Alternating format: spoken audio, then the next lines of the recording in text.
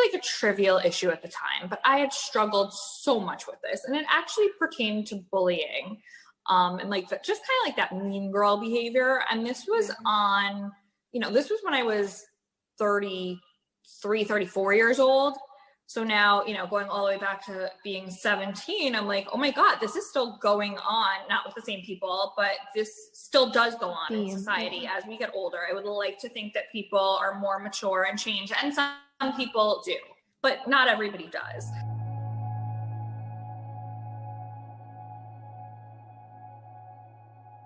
Hi guys, welcome back to the Normalize The Conversation series. My name is Francesca and I'm so excited because today I have a good friend Lindsay on, and she just has the most incredible story, and she's the most amazing person I've connected with, and I'm just so excited for you guys to meet her and to hear her story. So Lindsay, thank you so much for joining me. Well, thank you for having me. I'm so blessed to have connected with you on this platform. And it's just been so therapeutic for me to learn about your story, and from you, I've met other people already, and we've only known each other, I think a couple of weeks, maybe not even. So I'm just so excited to be here and discuss everything mental health. Thank you. You're just so sweet. And I'm so it's amazing when you connect with somebody in the mental health community because it's so different, right? There's this level of honesty and vulnerability that's just so amazing, and everyone's so willing to share their stories and connect with each other and help each other, which is unlike anything I've ever seen before. Yeah, I think unless you've experienced it firsthand, I mean, I will say everybody's journey is really different. Even I posted something about that today. There's no, one size fits all when it comes to mental health. But if you've been through any kind of experience that pertains to mental health, and you have any kind of diagnosis, or even if you, just have suffered some more short-term depression, anxiety, I think it just makes you, first of all, a much more empathetic person, but you really understand where others are coming from in a whole different way. Exactly. It's so amazing when you can not the experience is amazing itself, but the healing journey through it. When you go through it and you kind of take it in, you start to understand it, you process it, and you begin to heal and overcome it. And you can take that journey and use it to help others. There's just so much beauty in that, and being that supportive, encouraging, empowering voice. And that's why I love so much your page and how much you've been sharing. And recently you shared this post about bullying, and I would just love for you to share that story because it's so impactful. Sure. So it's difficult for me still. This is something that happened to me, as I mentioned in the post. And if anybody wants to go on my page and read the post, it's probably a little bit easier to understand that way. And I left out some details, so that also does make it a little complicated. I did that because there were other people involved, and some of which were good to me, and I wanted to protect their privacy and not say exactly what kind of triggered the bullying that came later on. So I think this incident that I talk about initially is really, it was just a way for them to start, or not for them, but for a lot of different people to start bullying me. It was kind of an excuse for it in a sense after a while. So it was just kind of the trigger point. And this was something I lived with for, now it's about 17 years when I first opened up.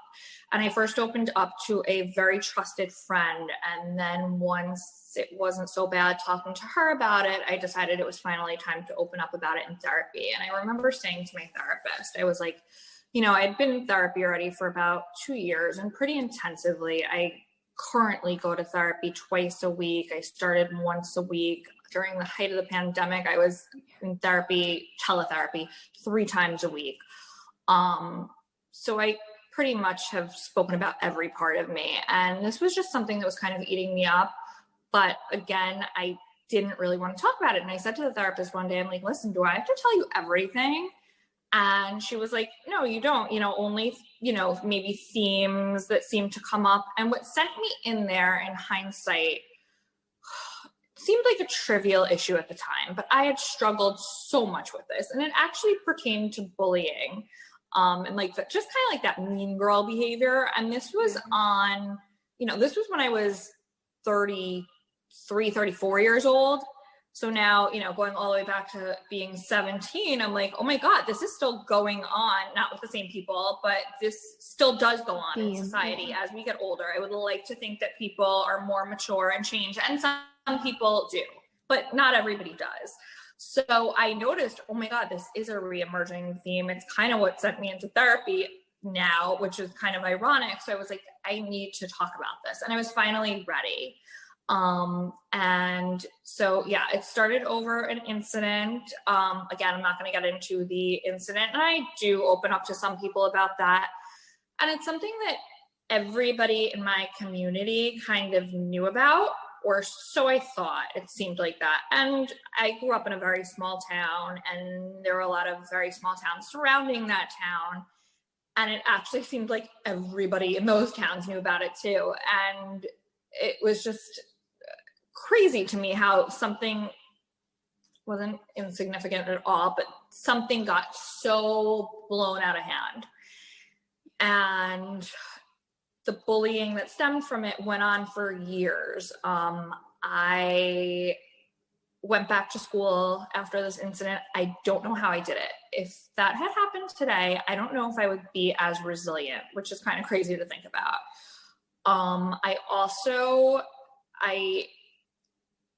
I think I would have the tools now, and I would have handled the whole situation differently. But if social media were around, and I say this to everybody, the situation, and this like really does kind of choke me up a little bit, but the situation could have turned out very differently. And it scares me to think that. And thank God I came out of it, and I'm on the other side of it. And again, so much time has passed. But I went back to school, and I was just called every name in the book. It happened around Halloween. Every Halloween for years to come. I went to college close by. My car was vandalized. My parents' house was vandalized. It got really, really bad. And it just, my closest friends all knew. I did have some very close friends in high school left after this. Not so many, but some. My parents knew, but I just was too afraid. I was just so ashamed and kind of, I don't want to play the victim, but kind of made to feel like the bad guy. And I just couldn't talk about it. So I just completely shut down. I stuffed it all the way down. I pretended it never happened. And actually, now that I'm thinking about it, because I forgot about this a few years ago, when I first opened up about it, a friend shared a very similar experience that she went through.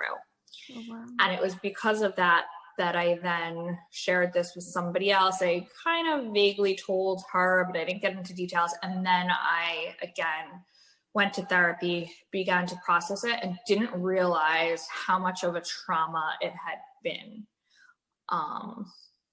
So that was, kind of the, and so the post you were talking about, my senior yearbook was published, and it just, again, I was called terrible. I mean, I would never repeat these things, but like vulgar language was used. And I don't think this would happen in this day and age, but somehow adults were involved in this process, and they're supposed to see that everything is kind of appropriate that goes in there, I believe.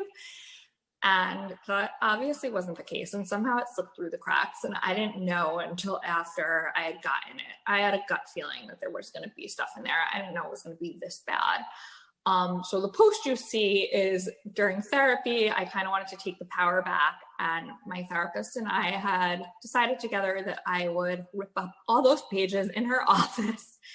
And it felt very good, I have to say. And I never wanted to look back at it. So yeah, that's kind of the short of the long.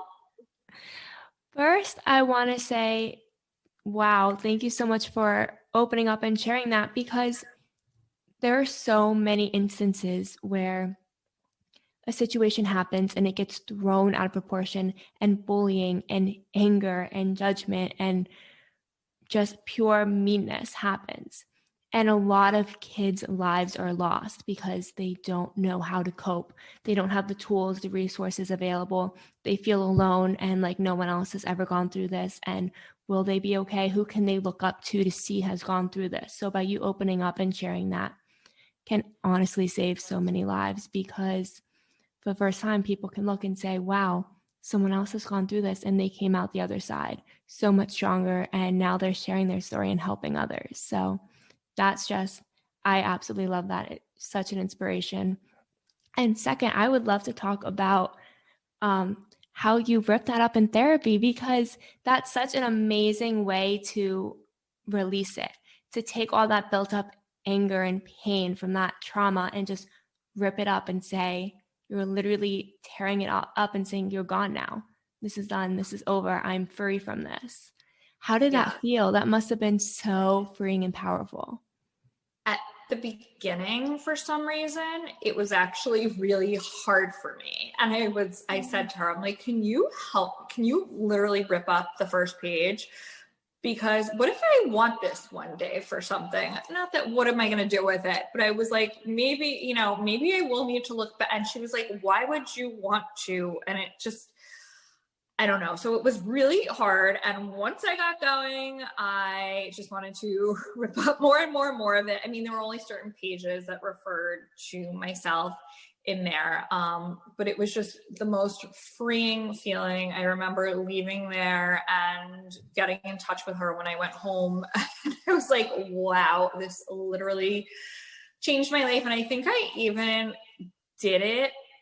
I happened to be in session, I believe, on a Halloween night, which was ironic because that's when I would always, every year since it had happened, up until, maybe like my mid-20s, I would have to work. I would go home and literally like lock myself in a room and look out the window all night when I was still living at my parents' house and make sure that nobody was coming to do anything.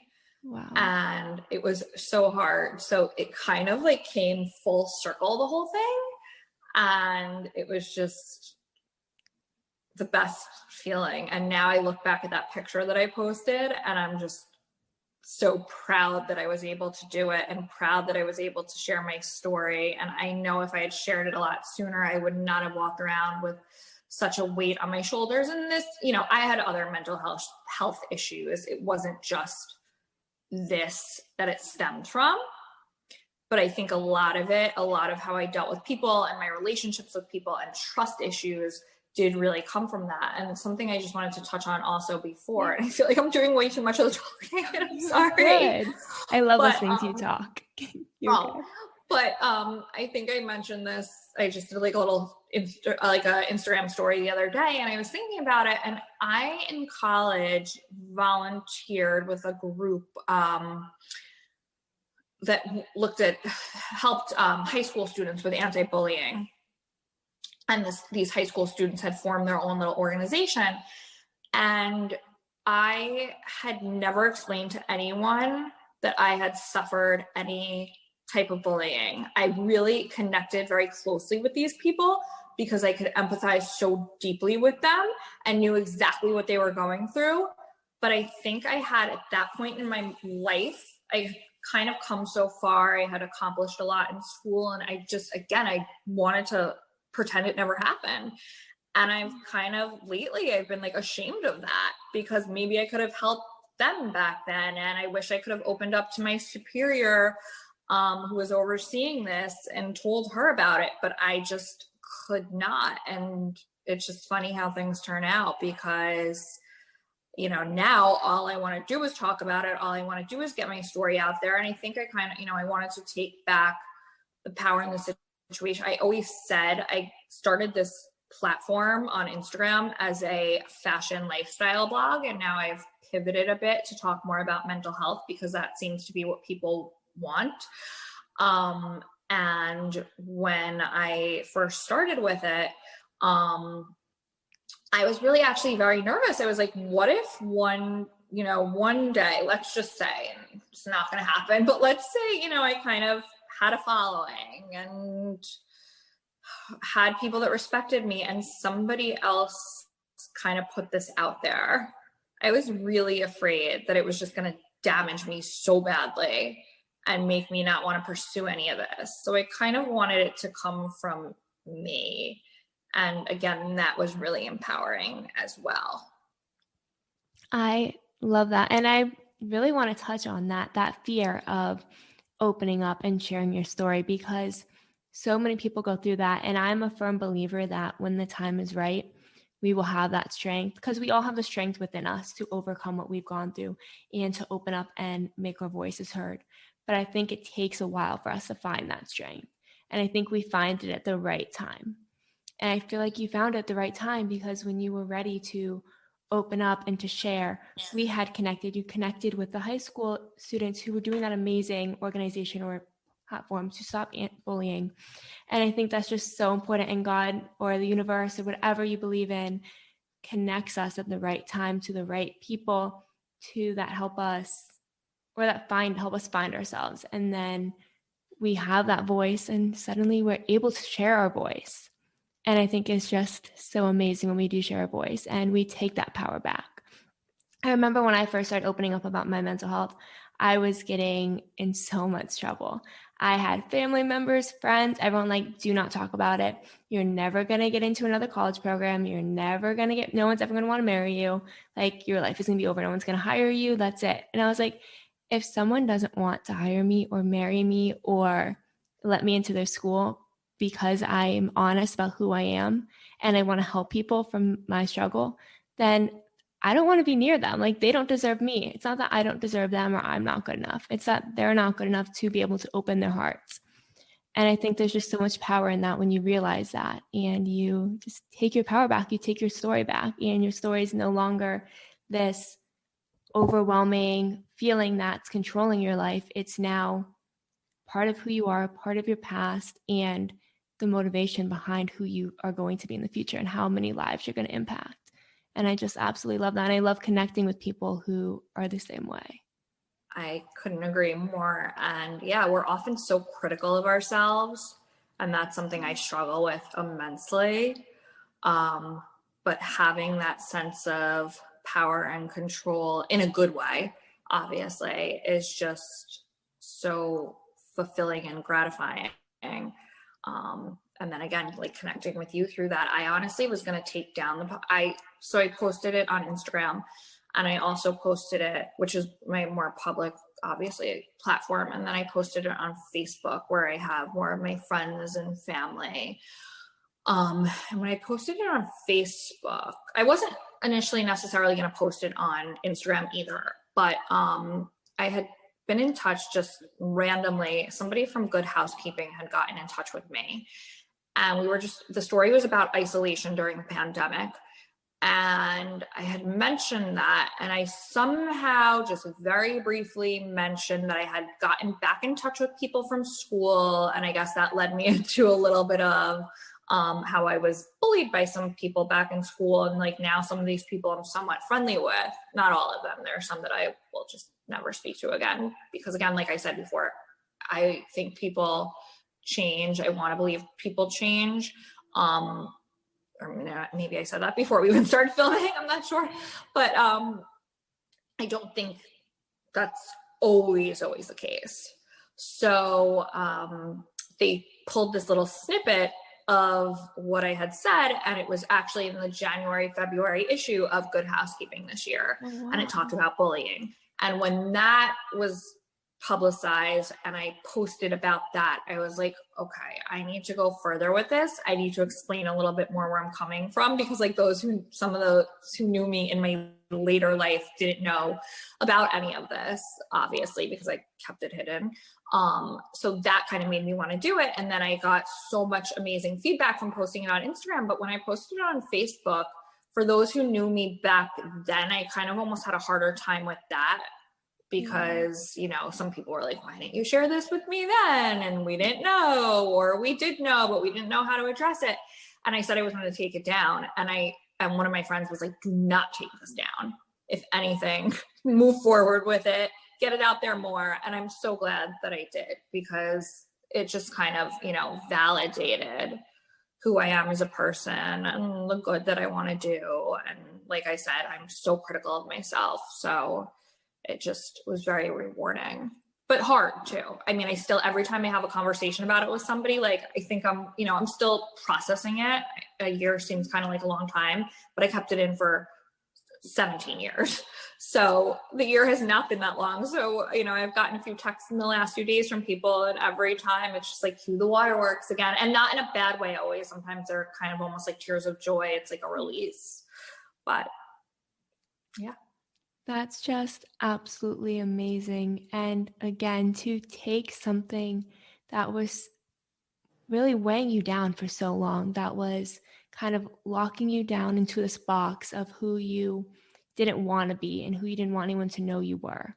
And then to one day just be like, I'm ready to share and to open up and to use my story to help others is just the most amazing, incredible thing. And I am like, if there's one thing in this world that I would love everyone to do, is have the opportunity to take something that hurt them for so long and to free themselves of that pain and use it to empower themselves and empower others to live their best lives, to be authentic, to be honest, to be vulnerable, and watch the amazing positive effects that come out of it. You never know how many people's lives you're going to touch just by sharing your story.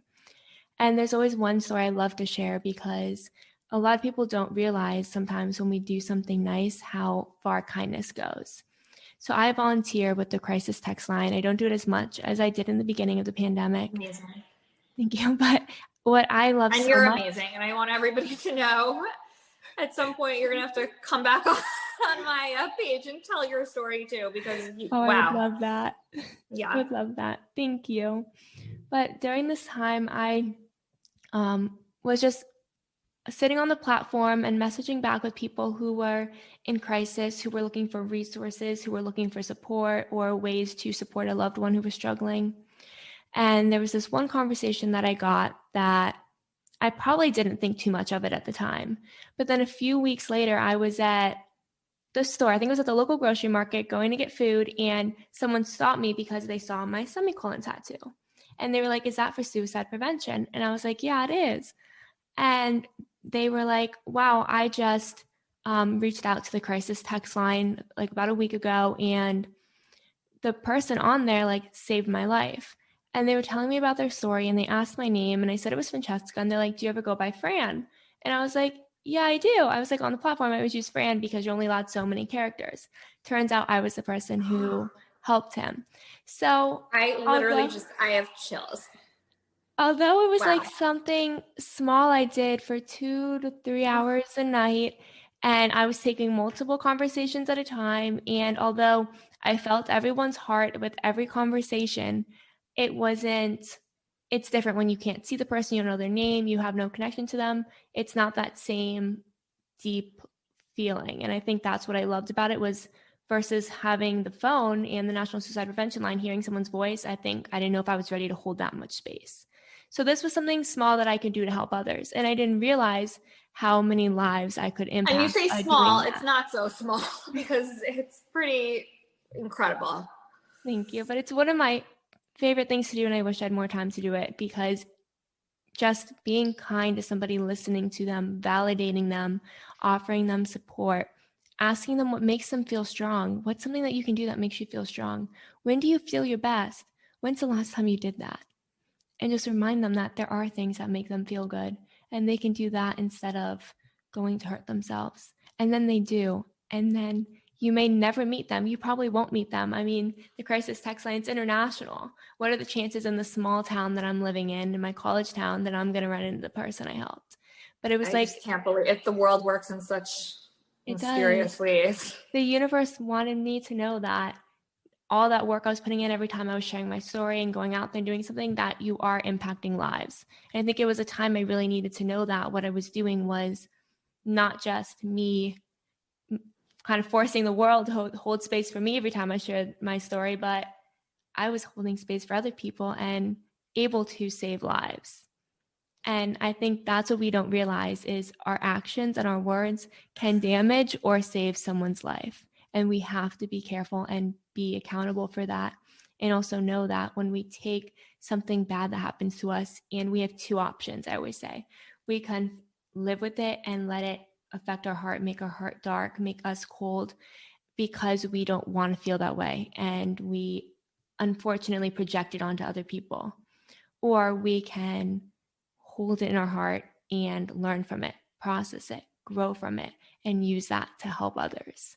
And I truly hope that everyone is as amazing as you and chooses to help others and share their story, because it is so important and you never know whose life you're going to change. Well, thank you. But I mean, for a while, I think I did, obviously when I was holding it in, I think it did I'm going to just throw it out there. I think it did make me somewhat of a bitter person. And I always, went on and made new friends and all, and tried to be social throughout the years and all that.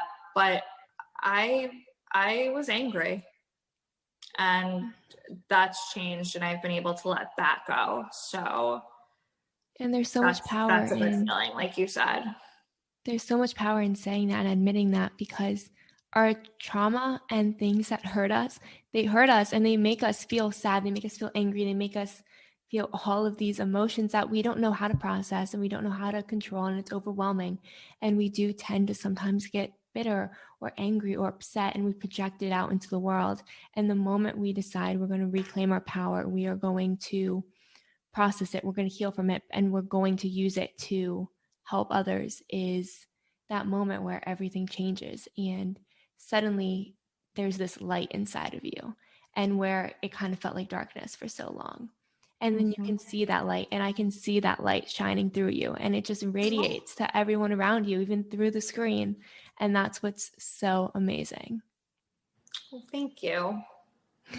Yeah, coming from you and hearing your story, it means so much from everyone when you hear all of that, but when other people have been through similar situations, it just resonates so much more. And just, I don't know, again, it's a deeper kind of connection, and you can't kind of explain it, but yeah, I think if you've suffered in that way, you get it.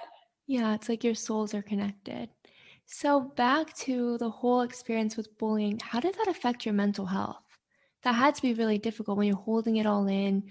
It's overwhelming. I mean, how was your mental health affected by that?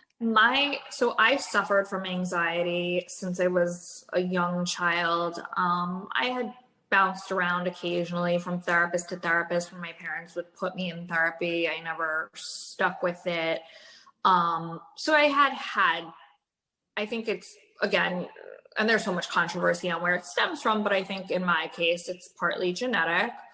And then experiences also shape that as well, I believe. So it was with me through the years. Middle school too, there wasn't so much of the bullying, but I was always anxious. I was socially anxious. And then in high school, it got worse. And then this incident definitely made it get much worse. I also suffer from, and I didn't go through my diagnoses, and I'm totally open to doing that, but from illness anxiety disorder, which was formerly known as health anxiety, or more simply known as health anxiety. And I had lost a couple of people in my family in a short period of time, from when I was like in high school to the beginning of college. So that also and then I've had some of my own physical little like health scares and stuff. So that kind of also really fueled my anxiety big time. And then I started to become depressed because of it. It snowballed into that. So bullying, I didn't realize at the time, but it did take such a toll on me. And then what really, when I kind of hit rock bottom, was when I was bullied. I don't even want to say bullied someone. I guess it was bullied by just like a group of mean girls. And I thought these girls were my friends, and it turns out they weren't. And I actually experienced some internet bullying and social media bullying, which was kind of crazy at the time, just because we were in our 30s. You just don't think that's going to happen, but it did. And that's when, again, things just hit the fan, to say it so it's PC. And that really just sent me down a spiral, and my anxiety from there, you know, I'm, like I always say, very much a work in progress. I am not by any means cured. I believe, and this may be controversial, I don't know, and maybe this will change one day, but I believe that this is something I will always suffer from. I don't think there's a cure, a magic pill that's necessarily going to fix it, but you learn to manage it better. I'm going to interrupt you for 1 second. Absolutely. Because it is so true that I think when it comes to anxiety specifically, a lot of people think you just heal from it and you overcome it and you're never going to have anxiety. And a lot of people, at least in my experience, live with it for the rest of their lives. And people don't realize how difficult living with anxiety is. I think anxiety has been downplayed a lot, and it's been kind of made as a joke when it comes to mental illness, that people don't realize that anxiety is a serious thing. A panic attack is very serious. It's not just feeling overwhelmed and crying. It can be debilitating. Sometimes you can't move. You can't do anything. You are literally stuck and you feel trapped and you're terrified, and it's overwhelming, and it's so many different feelings. Your heart's racing, you're sweating. It's not what people think it is. So I said that because people don't realize that it is something that a lot of people will live with for a very long time. Absolutely. And it just kind of reminded me of, I remember, I think I was in high school when this happened, and a close friend had said to me, you know, oh, I'm so sick of all these girls complaining about their anxiety all the time and everything. And I think, and it was the first time I kind of, you know, almost heard the word. I mean, I had heard it before and I knew what it was and how it was defined when I was young, but I didn't know the extent of how bad it could get. And I just was like, I mean, this is a serious, at that point I started to know that this is a serious disorder. And yes, I think part of the problem is it's become kind of a catchphrase. Oh, my anxiety. Yeah. And obviously I think it's a spectrum. People have, you know, lesser forms of it, and people have forms of it that are debilitating. Exactly. But people throw around the term, or, you know, people throw around the term, my OCD. Yes. I suffer from OCD, which is a newer diagnosis for me. Or it's not, I mean, I was diagnosed more recently. However, shifting positions, but it was brought to my attention. I was formally diagnosed more recently. And I remember people would always throw that word around, and I was like, it's not just like this buzzword that, you know, and I think we have to be careful of our language, especially with our youth. And Yes. There is so much, especially I think the media plays a very big part in this, where, you know, it's like something like an eating disorder. They make fun of it on TV a lot of times. They're like, oh no, I don't eat, or I'm just going to sniff the chocolate and throw it out. Mm-hmm. Like, you know, then anxiety is like, oh my God, my anxiety is getting so bad. And it's like, no, there's anxiety and there's a normal amount of stress. And it's good to be afraid. It's good to be stressed out, because that's when you're kind of getting out of your comfort zone. And it propels you to do things that you need to do. To move forward and go for it and try new things. And you would never do that if you didn't have anxiety or fear or worry or stress. But then there's anxiety as a disorder, and it is very, very different. It's just like feeling sad and feeling depressed are very, very different. Mm-hmm. Having depression is not feeling depressed. They're very, very different, and we don't do a good job. And the media, I think, is very responsible for this, of explaining what it is, and they throw it around. And then do you remember that one Christmas where Target came out with the OCD sweaters, and it was like obsessive Christmas disorder? I don't think I knew about that. Yes, they did. And I remember being so mad when I saw it, because I was like, as someone who's never experienced OCD, and my knowledge has slowly getting more and more to understanding it. I attended this amazing support group I'll tell you all about after. Ooh, I want to hear. And I learned so much about it, but I knew, I was like, they took something from mental health, mental illness that's very serious, that can be very debilitating, very scary, very overwhelming, very difficult to cope with and to learn how to cope with, and to be a family member supporting if you don't understand. And they made it into a joke to sell merchandise to profit off of. And I was like, they just took something so serious and they made it into a joke.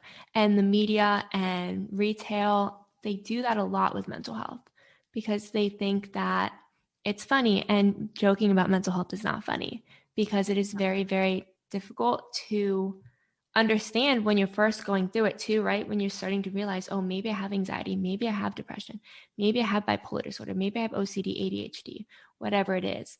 It's scary because you don't know how the world's going to react. You don't know how you're going to react and how this is going to change your life or define your life. And it's made so light of in the media, and it makes me so mad. So I just want to touch on that real quick, but you can continue. Yeah, no, I've seen other products and I can't remember, right now, like off the top of my head, but I remember there were a couple of stores a few years ago, and maybe that was actually one of them, that got in trouble for selling merchandise that, like showed different kinds of like pills and like using the word crazy and all sorts of stuff. So you just really have to be careful with all of that in our language. And I think that's something that's also important, so important for our youth. It is, because this is how they're going to grow up and learn how to have these conversations. And I think that's one of the biggest contributing factors to the current stigma, is this lack of education. It's not, people aren't judgmental and hateful because they want to be. It's never, or it's not that it's never intentional. Sometimes it is intentional, but majority of the time it's not intentional. It's a lack of understanding and education. And that's society's fault as a whole. Our school systems for not educating us when we're younger. The government for not making sure that this is at the forefront of politics, at the forefront of making sure treatment's accessible for everybody, and making sure that schools are required to be teaching this, right? It's the media and the way the media portrays it. There's so many people failing in this. It's all of us as a whole. It's a collective.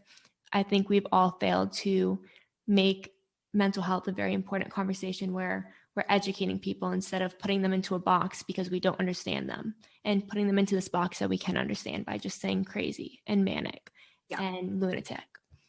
And it probably is one of the things that drives me so crazy, because there doesn't need to be a stigma. Everyone's like, let's end the stigma. I'm like, let's end the stigma and make education for mental health one of the forefronts of the world. It would be so easy for the media to start changing the way they portray the narratives. It'd be so easy for the government to start finding ways to reallocate funding towards treatment accessibility and making sure everyone has access to treatment. It would be so easy for schools to add a wellness course in, or to have mental health days, or to do something to help kids understand what mental health and mental illness is, and mental wellness, and coping mechanisms they can use to get through it. And that therapy is okay. And actually, if you go to therapy for so many different reasons, you don't have to be crazy. No.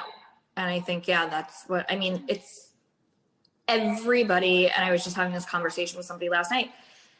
Everybody I talk to, for the most part, first of all, everybody knows somebody that's suffering or is related to somebody that's suffering. But even in my immediate friend group, I really can't think of any of my friends, or even more than my immediate friend group, my extended friend group, just my network of people I know. I really can't think of anyone that has not attended therapy, been hospitalized, taken medication, or, hasn't experienced something else mental health related. And so we all have mental health. Mental illness is different. Yeah. But I think we need to understand the difference between the two. And then also, just start educating at an earlier age as well. And like you said, I think I posted something today. Again, I keep talking about everything I posted, but I posted And actually the reason I'm posting so much of this, part of it is because of you, because you've inspired me so much with everything you keep talking about. I'm like, oh, now I want to just like get it all out there. But I posted something this morning on medication and the stigma surrounding medication. And it is a controversial topic, and I understand why.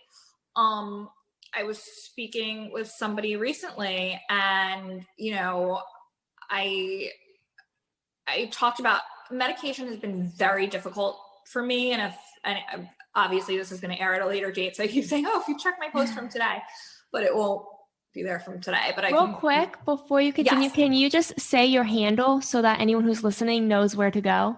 Sure. It's Lindsay, Lindsay, not that Astor, Astor. Is Astor, the spelling. I just always spell it out because there's different spellings. And if you follow Francesca, you can find me there. Yeah, I'll tag her, but just because you keep saying it, I'm like, they need to know. We need to tell them. So, there's a long story behind that name as well. I keep thinking about changing it, but now that it's been around for a little while, I kind of don't want to do that. However, so I was talking about medication with somebody, and we were talking about the stigma of mental health and how horrible this all is and everything. And then they were talking about medication, and they were like, and I've heard this from a few people, and they were like, just not that I would ever tell anybody the specifics of any conversation I had and, who the conversation was with, but they were like, make sure nobody knows about this, about the, medication and like, for me at this point, again, I'm very vocal about it, and everybody's different. And I believe some people can share and some people don't have it in them to share and aren't ready to share. And that's fine as well. But I was like, in a way, that's just kind of reinforcing the stigma by keeping it so hush hush and not wanting anybody to know. And it's fine. I get that it can be private, and it's a hard decision to make. I mean, I think it's been one of the hardest parts of my journey. And then in a sense, kind of a part of my journey, not emotionally the hardest maybe, but I guess physically in a sense, and just the most frustrating. I think it's been the most frustrating part of my journey, I should say, because I have not had a lot of luck with medications. I have done genetic testing, which lets you know if you need it. Now I'm kind of getting into the scientific part of it, which I don't know much about. I'm not an expert. But an SRI versus an SNRI, and, mood stabilizers and antipsychotics, which, people don't like to hear the term antipsychotic. However, these antipsychotics can be used for OCD, for depression, for anxiety as well. So they use them for other things and a combination of them. And I've been with 2 different psychiatrists over the past about 8 years, and I haven't had a lot of success with medication. And I do currently take it. And then there are the benzodiazepines, and those are very addictive, and they're not supposed to be long-term. However, they do tend to work better than some of the others. And then you have a whole other problem there. So the medication is really, really difficult and such a personal decision. And again, you can only be prescribed medication by an MD, by a psychiatrist. I think there are certain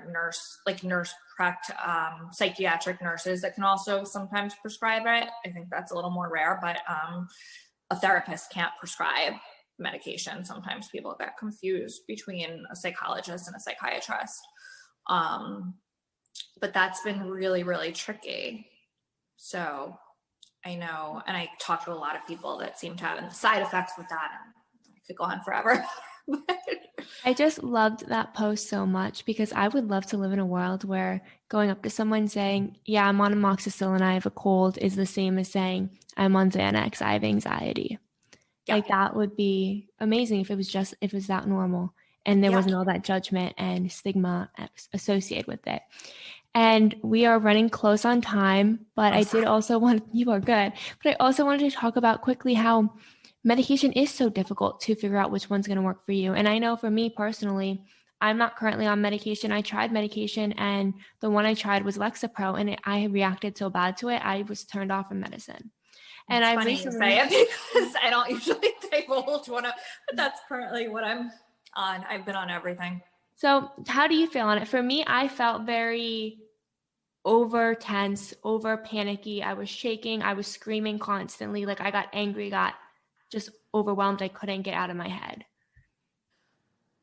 I honestly, and I'm on a pretty high dosage, I will say too, because I don't tend to do well at lower dosages because they just don't do much for me. I think at this point, the OCD, again, I have a few diagnoses.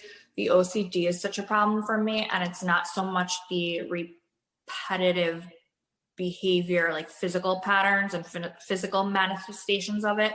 For me, it's more so the intrusive thoughts. It really has not helped me with that, and that's what I'm struggling most with currently. I don't find it to help that much. I can't say that it's hurt me. I haven't had a lot of adverse side effects either, which is a good thing.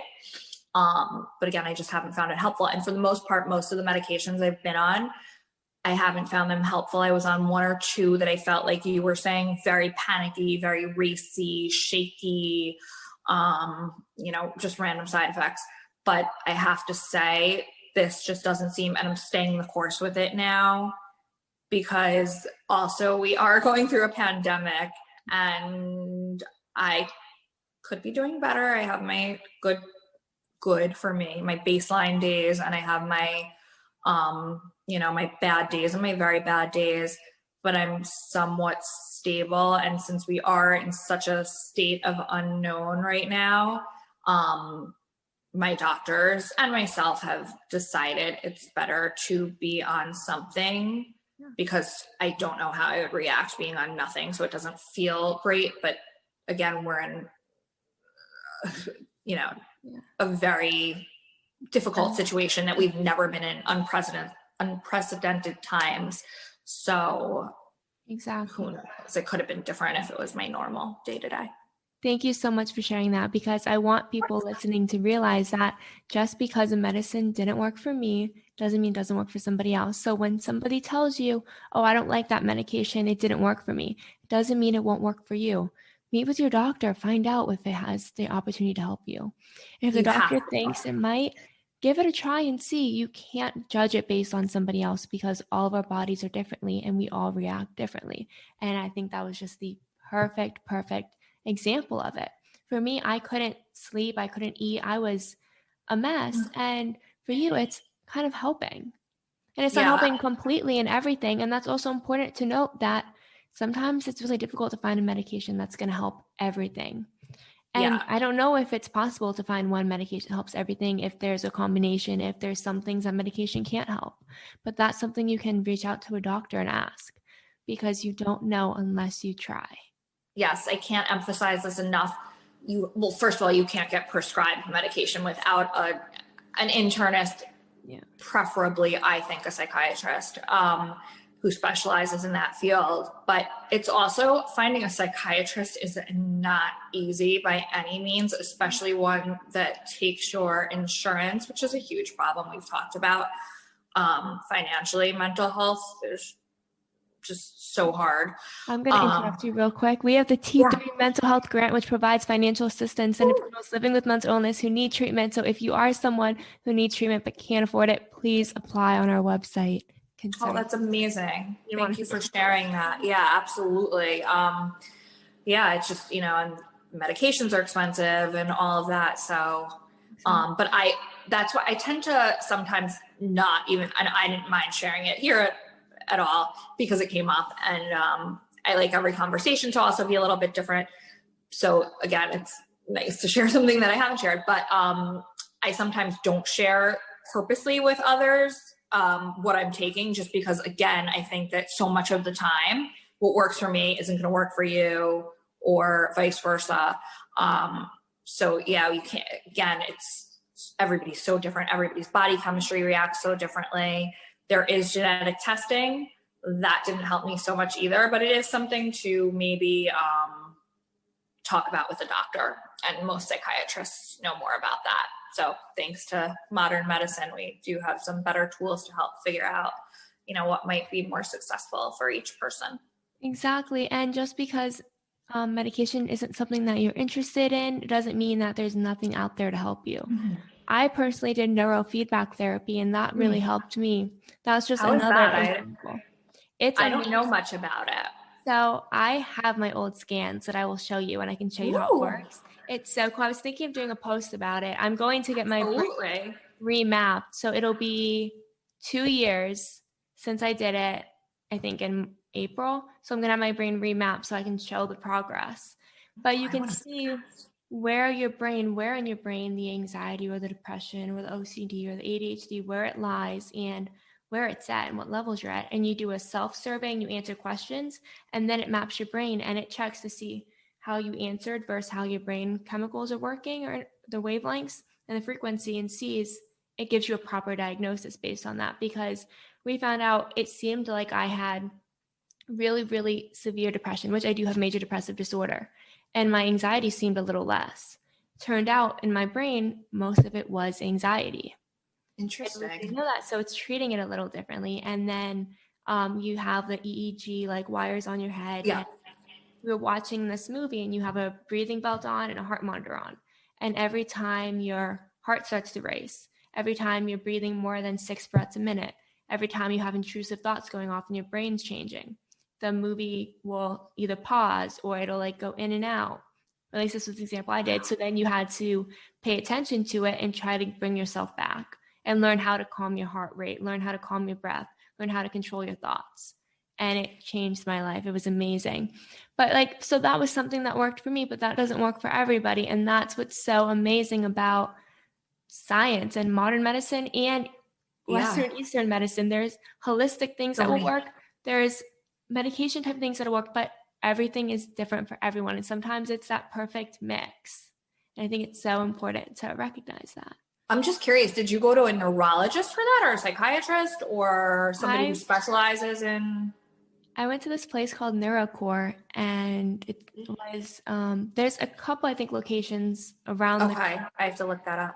I loved it. And I have a therapist who is licensed in it. So I don't know, or certified in it. And I don't know how the certification or licensing works, but I do have a therapist who's certified in it. So that way she can help monitor and see, because it's something that really helped me and I liked. Wow, that's amazing. I'm definitely going to check that out. Well, we are out of time. So thank you so much for joining. I'm like, I could talk to you forever. Right? Like, when do we get to do this again? I would love to have you back. But thank you again so much for joining me. Thank you. Thank you for having me. Oh, and same, right back at you.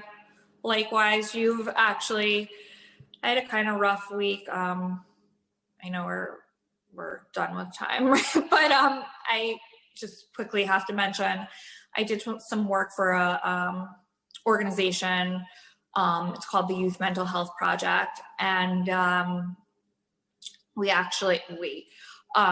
played a very small part in helping on a film actually called No Letting Go, which looked at a family based on a true story, a family with a son with bipolar disorder. And one of the co-producers of the movie and one of the members of the board of directors passed away this week after a long battle with leukemia, and it's been a really tough week. And I just want to thank you, because you have supported me and were there for me. And I was like, originally I was like, I don't know if I'm going to be able to do this today, and you just made it so much easier, and I just want to thank you for that. So anytime I can help you with your organization and all the good work you're doing, you know, we will. This is just the beginning.